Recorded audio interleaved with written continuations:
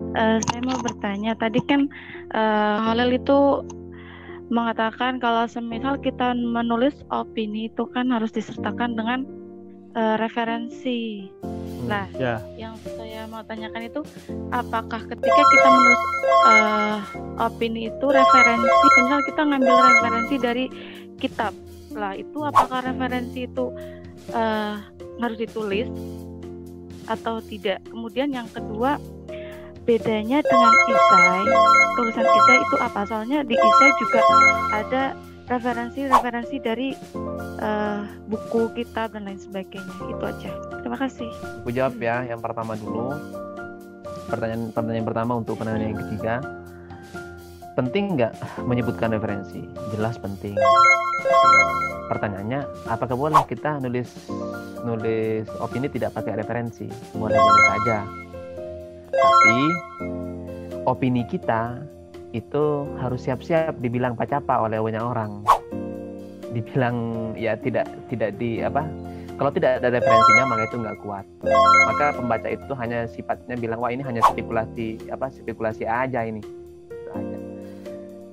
Apakah penting? Ya jelas penting. Kan makanya saya sebutkan tadi itu di karakter tulisan opini kan ada di situ menyebutkan referensi.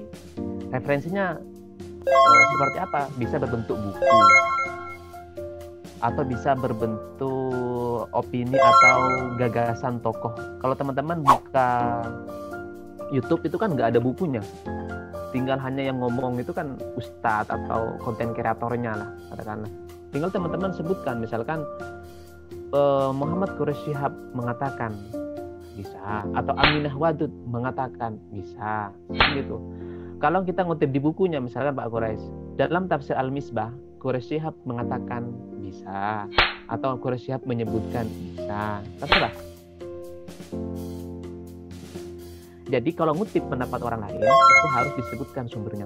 Kalau nggak disebutkan itu namanya plagiasi, dalam tanda kutip pencurian karya. Ya. Terus kemudian untuk pertanyaan yang kedua, bedanya dengan esai. Saya sebutkan tadi bahwa opini itu bisa dibagi dua. Ada opini artikel, ada opini esai. Opini artikel itu dari gaya bahasanya itu pakai bahasa yang tidak renyah, bahasa serius.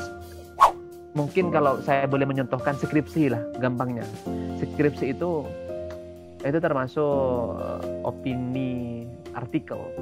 Kan di bab 4 ada opininya penulis kan, analisanya. Nah, itu opini artikel. Kalau ditulis tulisan di media misalkan katakanlah misalkan tulisan saya tadi itu termasuk opini esai. Kalau esai itu sebenarnya sastra yang non fiksi. Kalau teman-teman sering baca novel, sering baca cerpen, kemudian nulis opini, itu biasanya gaya tulisannya itu lebih masuk kepada opini esai.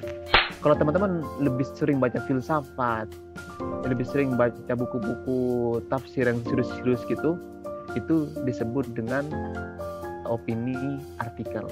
Kalau isinya itu jelas sama, maksudnya kalau muatannya ya harus sama-sama menggunakan gagasan yang mendalam bersama.